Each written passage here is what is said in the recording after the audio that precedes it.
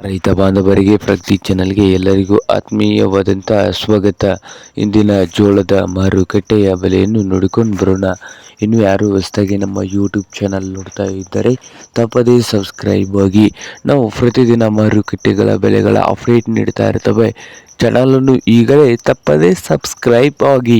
ಇಂದು ಜೋಳದ ಮಾರುಕಟ್ಟೆ ಬೆಲೆ ನೋಡೋದಾದರೆ ವಿಜಯಪುರದಲ್ಲಿ ಒಂದು ಕ್ವಿಂಟಲ್ಗೆ 2,000ದಿಂದ 2,800 ರೂಪಾಯಿವರೆಗೆ ವಿಜಯಪುರ ಮಾರುಕಟ್ಟೆಯಲ್ಲಿ ಒಂದು ಕ್ವಿಂಟಲ್ ಜೋಳದ ಬೆಲೆಯು ನಡೀತಾ ಇದೆ.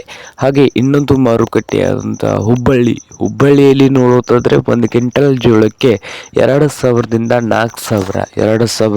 4,000 ರೂಪಾಯಿವರೆಗೆ ಹುಬ್ಬಳ್ಳಿಯ ಮಾರುಕಟ್ಟೆಯಲ್ಲಿ ಒಂದು ಕ್ವಿಂಟಲ್ ಜೋಳದ ಬೆಲೆಯು ನಡೀತಾ ಇದೆ. ಹಾಗೆ ಇನ್ನೊಂದು ಮಾರುಕಟ್ಟೆ ರಾಯಚೂರದಲ್ಲಿ 3,000ದಿಂದ 4,000 ರೂಪಾಯಿ 3,000ರಿಂದ 4,000 ರೂಪಾಯಿವರೆಗೆ ರಾಯಚೂರು ಮಾರುಕಟ್ಟೆಯಲ್ಲಿ ಒಂದು ಕ್ವಿಂಟಲ್ ಜೋಳದ ಬೆಲೆಯು ನಡೀತಾ ಇದೆ. ಹಾಗೆ ಸಾಂಗ್ಲಿಯಲ್ಲಿ ನೋಡೋದಾದ್ರೆ 4,000ದಿಂದ 5,000 ರೂಪಾಯಿ 4,000ದಿಂದ 5,000 ಸಾಂಗ್ಲಿಯ ಮಾರುಕಟ್ಟೆಯಲ್ಲಿ ಒಂದು ಕ್ವಿಂಟಲ್ ಜೋಳದ ಬೆಲೆಯು ನಡೀತಾ ಇದೆ.